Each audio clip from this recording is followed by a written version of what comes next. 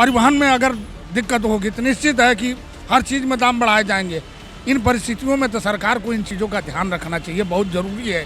काम कुछ है नहीं, कोरोना में सब मरे पड़े हैं और उस पे ये और भार पे भार पड़ता जा रहा है कि साहब पेट्रोल के दाम बढ़ते जा रहे हैं। इसके लिए उनको सोचना पड़ेगा। नमस्कार, मैं हूं जितेंद्र गौतम और आप देख रहे हैं जनहित टाइम्स।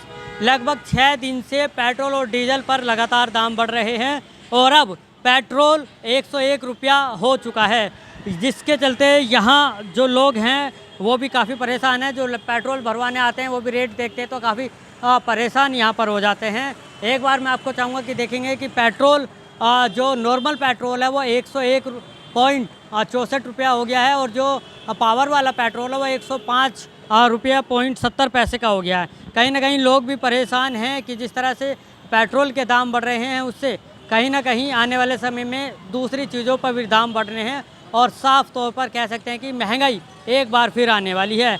ऐसे में कहीं ना कहीं लोगों को भी समस्याएं होती हैं और कुछ लोगों से हम बातचीत करते हैं जो पेट्रोल डलवाने आ रहे हैं। जी भाई साहब, क्या नाम है आपका? जय किशन।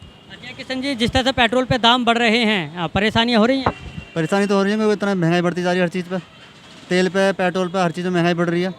बहुत सारी परेशानी हो रही है पब्लिक को। अच्छा, किस तरह की दिक्कतें होती हैं अगर बात करें डिटेल? तो इंसान की आमदनी है कम, खर्चे बढ़ रहे हैं ज़्यादा, महंगाई बढ़ रही है तो खर्चे बढ़ रहे हैं, सीधी सी बात है।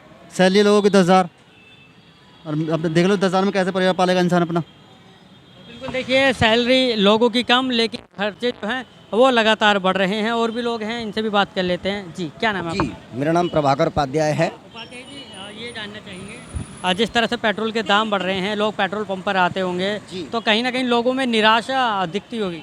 हाँ, देखो ये है कि पर डे रेट तो बढ़ रहे हैं, पब्लिक का भी परेशान है। उनका कहना ये है कि देखो पेट्रोल बढ़ रहे हैं, हम क्या डलवाएंगे, कहाँ से डलवाएंगे। लेकिन परेशानी तो है, लेकिन देखा जाए तो परेशानी भी नहीं है। जैसे यूक्रेन जैसे युद्ध छिड़ रहे हैं, उनकी वजह से ये गनीमत है कि हमें पेट्रोल मिल तो रहा है, क्योंकि उसने तो पेट्रोल ही निर्यात बंद कर दिया हमारा उस युद्ध के चक्कर में। तो उससे जो पेट्रोल, हाँ जी, वहाँ से जब हमें सप्लाई नहीं होगा तो कहाँ से मिलेगा। फिर भी हमें इतने पे भी पेट्रोल मिल रहा है, ये बहुत अच्छी बात है। समय को देखते हुए ठीक है, जो भी लगता है आने वाले समय में और रेट बढ़ सकते हैं। देखो आंकड़ों के अनुसार देखा जाए तो अभी 27% कम रेट के हिसाब से मोदी ने अभी रूस से टाई अप किया है, यूक्रेन से। वहाँ से वो तेल लेगा सस्ता, पहले अमेरिका से लेता था, अब वो रूस से लेगा अमेरिका से। तो देखो देखने में आ रहा है, तो समय पे ही पता लगेगा कि घटते हैं रेट या बढ़ते हैं। लेकिन प्रेजेंट में 8 दिनों से 80 पैसे पर डे के हिसाब से बढ़ रहे हैं। देखिए डेली 80 पैसे बढ़ रहे हैं, जिससे लोगों को काफ़ी परेशानियाँ यहाँ पर देखने को मिलती है। भाई साहब, क्या नाम है आपका? मेरा नाम गिरीश कुमार। गिरीश कुमार जी, पेट्रोल के दाम बढ़ रहे हैं, क्या लगता है आपको कि क्या इस पर किसी तरह का कंट्रोल होना चाहिए? 6 दिन से लगातार 80 पैसे। कंट्रोल तो होना चाहिए साहब, कंट्रोल तो जायज़ बनता है।